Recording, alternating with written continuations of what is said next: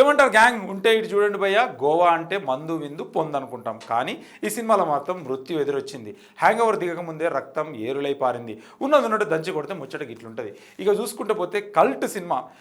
ఎందుకంటే చూసినోడికి గుండె ఆగిపోతుందా, ఆగిపోతే ఎంతవరకు చచ్చిపోయి ఉంటాడా, లేదంటే ఖచ్చితంగా భయ్యా ఈ సినిమా అయితే, ఎందుకంటే ఇది ఇండియాస్ ఫస్ట్ స్లాషర్ సినిమా. అంటే ఇక్కడ మర్యాదలు ఉండవు, కేవలం మక్కిలెరగొట్టడాలే, పీకలు కొయ్యడాలే ఉంటాయి.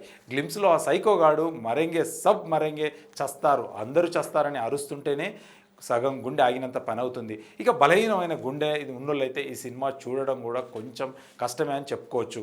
ఈ సినిమా ఎందుకంటే యావరేజ్ అని ఎందుకు అనిపించవచ్చు అనుకుంటున్నారు? కొంతమందికి ఇది కేవలం రక్తపాతంలా అనిపించే ఛాన్స్ మాత్రమే ఉంది. ఎందుకంటే కథ మొత్తం ఒక పబ్ లోపల జరుగుతున్నట్టు కనిపిస్తుంది. సస్పెన్స్ కంటే నరుకుడు ఎక్కుడు ఉంటే రెగ్యులర్గా ఆడియన్స్కి అయితే పర్వాలేదు అనొచ్చు, కానీ మాస్ పోరగాళ్ళకి మాత్రం ఇది పక్కా కల్ట్ బొమ్మ అని చెప్పవచ్చు. ఇక మాస్కా బాస్ సంజయ్ దమ్ము ఎలా చెప్పాడనంటే, అందరూ భయంతో వాట్స్ ద హ్యాపెండ్ అని అందరూ చచ్చిపోతున్నారు అని అరుస్తున్నారే, కానీ మనోడు ఎంట్రీతో అయితే నేను నీ స్టోరీని గుర్తుంచుకో, నా పేరు సంజయ్ అని చెప్పి గుండెల్లో అయితే గుణపందించిండు భయ్య.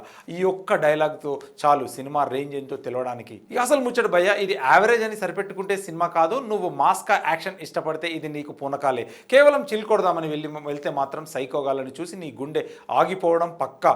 రవి బసూర్ బీజియంతో అయితే థియేటర్లో దుమ్ము రేపుతుంది అనుకోవచ్చు. ఏమంటారు గ్యాంగ్? విశ్వక్సేన్ సంజయ్ గారు సైకోగాళ్ళకి కోసి కారం పెడతాడా, లేక మీరే భయపడి థియేటర్ నుండి బయటికి వస్తారా? కింద కామెంట్ కొట్టండి. మన బిగ్ టీవీ పేజ్ని ఫాలో అవ్వడం మాత్రం మర్చిపోకండి. సెల్వా మరి.